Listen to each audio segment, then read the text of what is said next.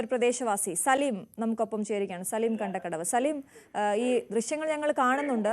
കാണുമ്പോൾ സഹിക്കുന്നില്ല. കാരണം 6 കോടി ചിലവിൽ നല്ല കെട്ടിടമുണ്ടാക്കി തന്നു എന്ന് പറയുന്നതിനപ്പുറത്തേക്ക് അതിന്റെ ദുരവസ്ഥ കാണാൻ സാധിക്കുന്നുണ്ട്.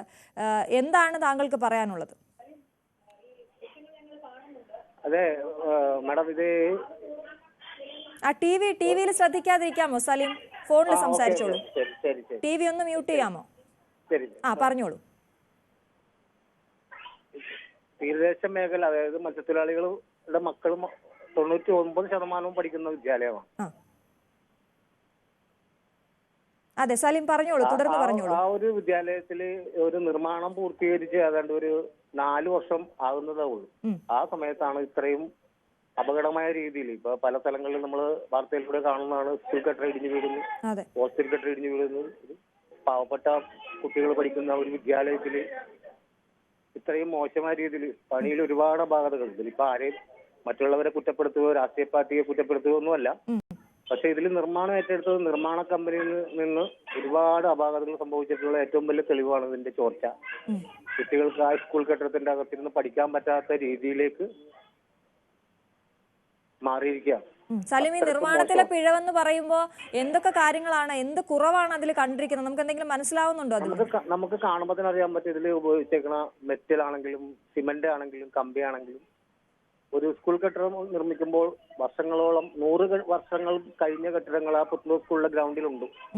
ഇപ്പോഴും ഒരു കേടുപാട് സംഭവിക്കാതെ.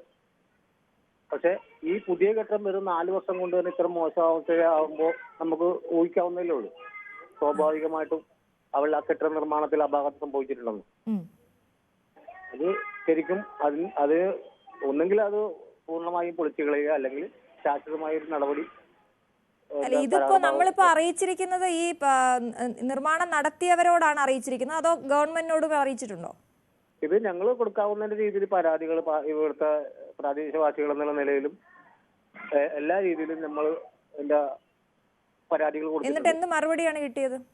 മറുപടി ഇന്നലെ ഇതിന്റെ എഞ്ചിനീയർമാര് വന്ന് ഇതെല്ലാം നോക്കിക്കണ്ട് അത് വിലയിരുത്തിക്കൊണ്ട് അവർ പോയെന്നാണ് അറിയാൻ കഴിഞ്ഞത്. സ്കൂളിൽ നിന്ന് അറിയാൻ കഴിഞ്ഞത്.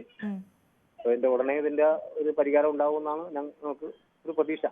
ഇതിപ്പോ ആ തൂണിന്റെ ഭാഗത്തെ ആ ഇളകി കിടക്കുന്നൊക്കെ കണ്ടാൽ നമ്മൾ 5 വർഷം ആയേ ഉള്ളൂ, അല്ലെങ്കിൽ 5 വർഷം മുമ്പ് പണിതൊരു കെട്ടിടമാണോ എന്ന് നമുക്ക് സംശയം തോന്നുന്ന രീതിയിലാണ് അതിന്റെ പണി. അതെ, തീർച്ചയായിട്ടും.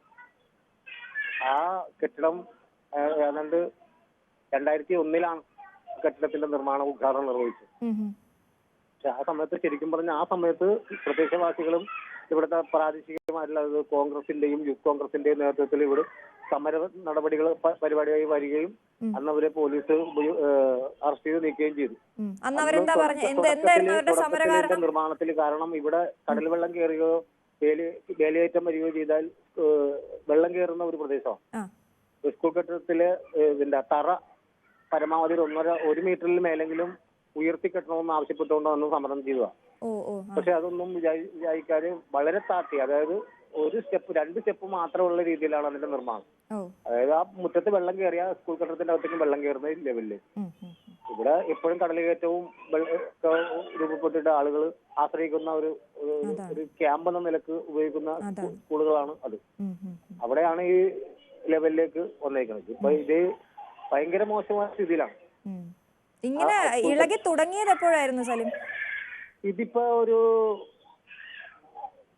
നിർമ്മാണം കഴിഞ്ഞ് അപ്പൊ തന്നെ ഇതിന്റെ നിർമ്മാണം ചോർച്ച തുടങ്ങിയെന്നാണ് ഇവിടുത്തെ പഠിക്കുന്ന വിദ്യാർത്ഥികളിൽ നിന്നും മനസ്സിലാക്കുന്നത്.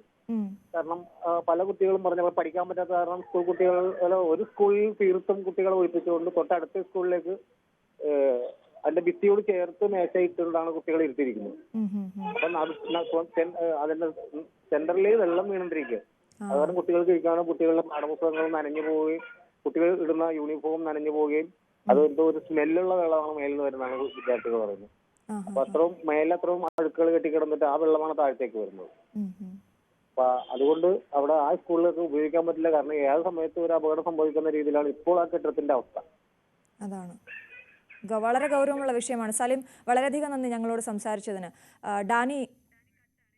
ഡാനി ഇപ്പോൾ അല്പസമയത്തിനകം നമുക്കൊപ്പം ചേരും. എന്തായാലും വലിയ ഗുരുതരമായ വിഷയം ഇപ്പോൾ പ്രദേശവാസിയായ സലീം പറഞ്ഞതുപോലെ കുഞ്ഞുങ്ങൾക്ക് അവിടെ ഇരുന്ന് പഠിക്കാനാകാത്ത അവസ്ഥയുണ്ട്, കുഞ്ഞുങ്ങൾ അവിടെ നിന്ന് മാറ്റിയെന്ന് പറയുന്നു. പക്ഷേ എന്തിനാണ് ഇങ്ങനെ ഒരു സ്കൂൾ കെട്ടിടം നിർമ്മിച്ച് അവരെ പറ്റിച്ചത് എന്നുള്ള ചോദ്യമാണ് ഗൗരവമായി ഉയരേണ്ടത്.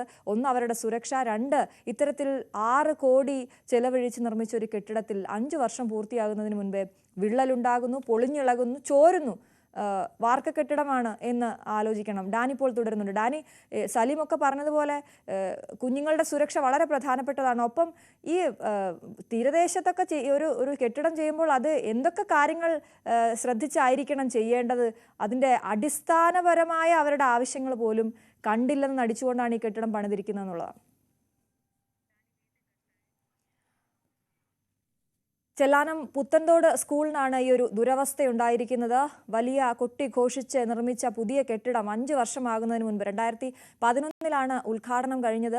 ഇപ്പോൾ 5 വർഷമാകുന്നതിന് മുൻപ് തന്നെ കെട്ടിടത്തിന് ചോർച്ചയുണ്ടായിരിക്കുന്നു, കെട്ടിടം ഉപയോഗശൂന്യമായിരിക്കുന്നു എന്ന് തന്നെ പറയാം. കുഞ്ഞുങ്ങളെ അവിടെ നിന്ന് മാറ്റി പഴയ കെട്ടിടത്തിലിരുത്തി തന്നെയാണ് പഠിപ്പിക്കുന്നതെന്നാണ് മനസ്സിലാകുന്നത്. ഇതിൽ സ്കൂൾ അധികൃതരുടെയും PTA ഭാരവാഹികളുടെയൊക്കെ അഭിപ്രായം നമുക്ക് ആവശ്യമുണ്ട്. നമ്മൾ അവരെയൊക്കെ ഇപ്പോൾ ടെലിഫോണിൽ ബന്ധപ്പെടാൻ ശ്രമിക്കുന്നുമുണ്ട്. ഇതെന്താണ് സംഭവിച്ചതെന്ന് കൃത്യമായി അധികൃതർ ഉത്തരം പറഞ്ഞേ മതിയാകൂ. ഡാനി, ഞാൻ ചോദിക്കുകയായിരുന്നു, ഈ കുട്ടികളുടെ സുരക്ഷ കണക്കിലെടുത്ത് അവർ കുഞ്ഞുങ്ങളെ മാറ്റിപ്പാർപ്പിച്ചു എന്ന് പറയുമ്പോഴും ഈ കെട്ടിടം ഇങ്ങനെ ഒരു സ്കൂളെന്ന് പറയുമ്പോൾ അവിടെ ക്യാമ്പായൊക്കെ പ്രവർത്തിക്കേണ്ട കെട്ടിടം കൂടിയാണ്. അതിങ്ങനെ ഒരു അടിസ്ഥാനവും ഇല്ലാതെ, നേരത്തെ നമ്മളോട് സംസാരിച്ച പ്രദേശവാസിയായ സലീം പറയുന്നുണ്ടായിരുന്നു, വലിയ പ്രക്ഷോഭമൊക്കെ അന്ന് കോൺഗ്രസ് നടത്തിയിരുന്നു ഈ കെട്ടിടം പണി തുടങ്ങുന്നതിന് മുമ്പ്. കാരണം കുറച്ചുകൂടി ഉയർത്തി, ഈ അടിത്തറ കുറച്ചുകൂടി ഉയർത്തി കെട്ടണം, വെള്ളം പൊങ്ങുന്ന പ്രദേശമാണ് എന്നൊക്കെ. അപ്പോൾ ചെറിയ മഴ പെയ്താലും വെള്ളം കയറിയാലൊന്നും അവിടെ ഒരു പ്രശ്നമല്ല എന്ന് പറഞ്ഞുകൊണ്ട് എല്ലാ ആവശ്യങ്ങളെയും കണ്ടില്ലെന്ന് നടിച്ചുകൊണ്ട് വെറുതെ ഒരു പേരിനൊരു കെട്ടിടം അതായിരുന്നു പണിത്.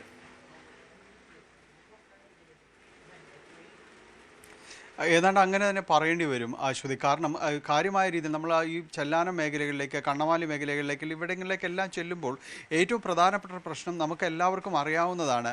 വെള്ളക്കയറ്റം വളരെയധികം ഉണ്ടാകുന്ന ഒരു മേഖലയാണ്. അപ്പോൾ സ്വാഭാവികമായി അവിടെ പണിയുന്ന ഏതൊരു പുതിയ നിർമ്മിതി, ഒരു ചെറിയ വീട് വെച്ചാൽ പോലും, ഏതെങ്കിലും ചെറിയൊരു കെട്ടിടം വെച്ചാൽ പോലും അതിൻ്റെ തറനിരപ്പ് നല്ല ഉയരത്തിൽ പണിയുന്നത് അവിടെ എല്ലാം നാട്ടുകാരുടെ ഒരു ശീലമാണ്. കാരണം അങ്ങനെ ചെയ്തേ മതിയാവും. ഇനി വരാനിരിക്കുന്ന ഈ മഴയും വെള്ളവും ഇതെല്ലാം തന്നെ അതിജീവിക്കേണ്ടതുണ്ട്. മാത്രമല്ല, അവിടുത്തെ സ്കൂളുകൾക്ക് നേരത്തെ അശ്വതി സൂചിപ്പിച്ചതുപോലെ ഒരു പൊതു സ്വഭാവമുണ്ട്. കാരണം അവിടങ്ങളിലെല്ലാം ഏതു സമയം അത് ദുരിതാശ്വാസ ക്യാമ്പുകളായി മാറാനുള്ള എല്ലാ സാധ്യതയുമുള്ള ഒരിടങ്ങൾ കൂടിയാണ്. അപ്പോൾ ഇതെല്ലാം തന്നെ ആ വെള്ളപ്പൊക്കത്തിൽ നിന്നും ചുറ്റുപാടും എല്ലാം ഈ വെള്ളം കയറുന്ന ഈ കായൽ നിരത്തുകൾ, അത്തരം കാര്യങ്ങളെല്ലാം തന്നെയുണ്ട്. അപ്പോൾ ഇതിൽ നിന്നെല്ലാം തന്നെ രക്ഷ നേടുന്ന ഒരിടം കൂടിയാണ്. അത് സ്വാഭാവികമായി അതിൻ്റെ തറനിരപ്പ് അടക്കം ഉയർത്തേണ്ടത്. പക്ഷെ അതൊന്നുമില്ല, ആ രീതിയിലൊന്നുമല്ല അതിൻ്റെ നിർമ്മാണം പൂർത്തിയാക്കിയിരിക്കുന്നത്. അത് മാത്രവുമല്ല, ഇപ്പോൾ പൂർത്തിയാക്കിയ കെട്ടിടത്തിലാണ് ഈ രീതിയിൽ അതിൻ്റെ ഒരു കോൺക്രീറ്റ് കെട്ടിടത്തിൻ്റെ മേൽക്കൂര ചോരുന്നു എന്ന അവസ്ഥയിലേക്ക് വരുമ്പോൾ എന്താണ് അതിനൊരു ഉറപ്പ്? പല രീതിയിലുള്ള അവിടെ ഓട്ടയടക്കൽ ശ്രമങ്ങളെല്ലാം തന്നെ പലതും ഉണ്ടായിരുന്നു. പക്ഷേ ഇതൊന്നും ഫലവത്തായില്ല. വീണ്ടും വെള്ളം ക്ലാസ് മുറിക്ക് അകത്തേക്ക് വരുന്നു. ചോർച്ച ഒരു നിവൃത്തിയും ഇല്ലാത്തതുകൊണ്ടാണ് ഒരു ക്ലാസ് റൂം ഒഴിപ്പിച്ചത്. മറ്റൊന്ന്, അതിൻ്റെ ഒരു ചോർച്ചയ്ക്കനുസരിച്ച് മറ്റ് ബെഞ്ച് നീക്കിയിട്ടാണ് കാര്യങ്ങൾ ക്രമീകരിച്ചിരിക്കുന്നത്. അത് രണ്ടാമത്തെ ഒരു ക്ലാസ് റൂമിലേക്ക് വരുന്നു. ഈ രീതിയിൽ തന്നെ പലയിടത്തും തന്നെ അതിൻ്റെ ഭിത്തികൾക്ക് വിള്ളൽ വീഴുന്ന ഒരവസ്ഥ, ഇത്രയെല്ലാം കാര്യങ്ങൾ തന്നെ വന്നിരിക്കുന്നു. ഒട്ടും സുരക്ഷിതമല്ലാത്തൊരു സാഹചര്യത്തിൽ കൂടിയാണ് വരേണ്ടത്. അവിടെ കൃത്യമായൊരു സുരക്ഷാ ഓഡിറ്റിംഗ് അടക്കം ഇവർ നടത്തേണ്ടതുണ്ട്. എന്താണ് അവിടെ സംഭവിച്ചിരിക്കുന്നതെന്ന് പൊതുമരാമത്ത് വകുപ്പ് അടക്കം ഇത്തരം കാര്യങ്ങളിൽ നിരീക്ഷണം നടത്തണം. ഗൗരവതരമായി ഇടപെടൽ അവിടെ അത്യന്താപേക്ഷിതമാണ്. പ്രത്യേകിച്ച് തീരമേഖലയാണ്. അപ്പോൾ അതിൻ്റെ ഒരു പ്രദേശത്തിൻ്റെ ഒരു സ്വഭാവം കൂടി കണക്കിലെടുക്കണം. കാരണം ഉപ്പിൻ്റെ ഒരു അംശം എല്ലാം തന്നെ ഇതിലുള്ളത് കൊണ്ട് തന്നെ കെട്ടിടങ്ങൾ നിർമ്മിക്കുമ്പോൾ ആ രീതിയിലുള്ളതായിരിക്കണം. പുതിയ നിർമ്മിതികൾ പലതും തന്നെ ആ രീതിയിലുള്ളതാണ്. പക്ഷേ എന്തുകൊണ്ടാണ് ഇത്തരം കെട്ടിടങ്ങൾ അങ്ങനെ ആകുന്നില്ല എന്നതാണ് ചോദ്യമാവുന്നത്. ഏതായാലും വലിയ രീതിയിലുള്ളൊരു പ്രതിഷേധം ആ മേഖലയിൽ നിലനിൽക്കുന്നുണ്ട്. കൃത്യമായ നടപടികൾ വേണം എന്ന് തന്നെയാണ് അവർ ആവശ്യപ്പെടുന്നത്. പ്രക്ഷോഭത്തിലേക്ക് തന്നെ നോക്കിപ്പോയിട്ടുണ്ടെന്നാണ് പറയുന്നത്. നമുക്ക് നോക്കാം, എന്തെങ്കിലും നടക്കുമോ എന്ന് നോക്കാം. നമ്മുടെ കൂടി ഉത്തരവാദിത്തമാണല്ലോ. ഡാനി പോളാണ് വിവരങ്ങൾ നൽകിയത്. നമ്മൾ